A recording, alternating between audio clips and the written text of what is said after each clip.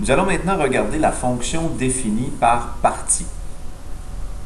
La fonction par partie se trouve à être une succession de fonctions. Donc, le graphique ici m'illustre trois fonctions à l'intérieur d'un seul et même graphique. Donc, regardons l'exemple, la situation ensemble, et on va essayer de décortiquer comment on comprend une fonction définie par partie. On me dit, le graphique suivant représente une fonction définie par partie où f de x égale, je vais juste le mettre comme il faut, je ne sais pas sur vos photocopies, 0,5 fois 2 à la x. Si x est plus grand ou égal à 0 ou plus petit ou égal à 4, donc je vous rappelle que lorsqu'on a un intervalle comme ça, on lire à partir du x. Donc, x est plus grand ou égal à 0 et x est plus petit ou égal à 4. Et on a une deuxième fonction, f de x est égal à 4, pour x qui est plus grand que 4, plus grand ou égal à 4, ou plus petit ou égal à 8. Et on a une troisième fonction ici, si x est plus grand ou égal à 8, ou plus petit ou égal à 10. Donc, chacune des fonctions ici est représentée à l'intérieur de mon graphique. Donc, la première fonction que j'ai ici va se retrouver sur cette section du graphique. La deuxième fonction que j'ai ici va se retrouver ici. Et la troisième fonction que j'ai ici va se retrouver juste ici. Pourquoi on peut dire ça? Ben, pour x va de 0 jusqu'à 4. Donc, de 0 à 4, on a notre première fonction. De 4 à 8, pour x va de 4 jusqu'à 8, on a notre deuxième fonction. Et ici, on a la troisième fonction. En regardant notre équation ici, on remarque que la première fonction est de quel type? C'est une fonction exponentielle.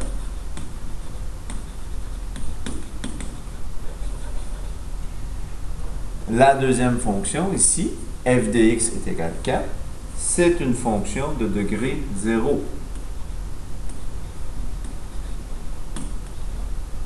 Et ma troisième fonction, f de x égale moins 2x plus 20, c'est une degré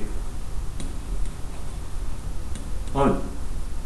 Puisque mon taux de variation est négatif, ma droite va descendre. Donc, on reconnaît ici ma fonction. Alors, on peut s'interroger au point ici sur ma fonction. Ici, j'ai le point x vaut 0. Y vaut combien? Ben, la fonction ici, c'est une fonction exponentielle. Donc, a fois b à la x. Donc, le 0,25 qui est ici, c'est ma valeur initiale. Donc, ma quantité initiale.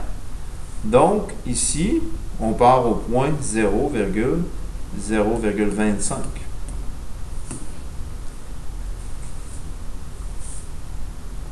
Ensuite, je continue ici.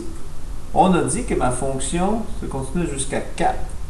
Donc, on est au point 4, ici. Et là, ben, on peut remplacer la valeur de x par 4 dans chacune des deux fonctions. Ici, on se doute bien que puisque ma valeur de f de x est à 4, ma droite va passer au point 4, 4. Et ce point-là appartient aux deux fonctions. Donc, je pourrais le remplacer ici dans ma première fonction. F de x égale 0,25 fois 2 à la x. Donc, si je remplace f de 4, je remplace x par 4 dans mon expression. Ben, On va aller chercher notre calculatrice pour pouvoir le vérifier. Voilà.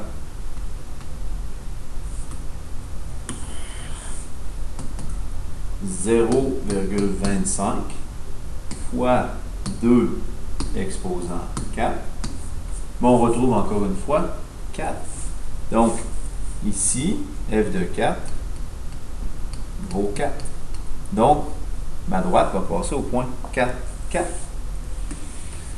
Ici, quelles sont les coordonnées de ce point? Ben, ma fonction vaut 4 pour x va de 4 jusqu'à 8. Donc, on sait qu'ici, on sera à x vaut 8. Donc, la coordonnée de ce point sera le point 8, 4. Le point 8, 4, ici, appartient à ma fonction numéro 2, mais aussi à ma fonction numéro 3. Donc, si je vérifie, f de x égale moins 2x plus 20, si je remplace x par 8, donc f de 8, moins 2 fois 8 plus 20, donc f de 8 me donne moins 16 plus 20, donc f de 8 sera donc égal à moins 16 plus 20, donc 4. Donc, le point 8, 4 appartient autant à la fonction numéro 2 qu'à la fonction numéro 3. Et ici, ben, quand x vaut 10, on est dans la troisième fonction. Donc, on est au point 10, 0. Et si on vérifie avec la troisième fonction, f de 10, donc f de x est égal à moins 2x plus 20. Je remplace x par 10, donc moins 2 fois 10 plus 20. Donc, f de 10 vaut moins 20 plus 20. Donc, ça donne bien 0. Donc, si je remplace x par 10 dans ma dernière équation, je retrouve bien la coordonnée ici en y qui vaut 0. Donc, ce qui est à retenir, c'est que les points ici, qui sont entre deux fonctions, appartiennent aux deux fonctions. Donc, peuvent être calculés à partir de n'importe quelle équation. Ici, on n'a pas pris la peine, mais on pourrait peut-être le faire. Le point 0, 0,25.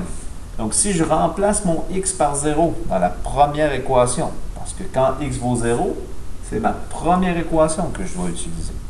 Donc, f de x égale 0,25 fois 2 à la x. Donc, f de x égale 0,25 fois 2 à la 0. Donc, f de x égale 0,25 fois 2 exposant 0. Dès que je prends un nombre, 2 exposant 0, n'importe quel nombre exposant 0 me donne 1. Donc, f de 0, j'aurais dû mettre 0 aussi, f de 0 me donne donc 0,25. Donc, j'ai bien la bonne coordonnée ici. Alors, on remarque que, comme caractéristique dans les fonctions par partie, les taux de variation, ben, ça ne nous permettra pas d'identifier notre fonction parce que, dans ce cas-ci, les taux de variation peuvent être équivalents, comme ici, le taux de variation est 0 partout.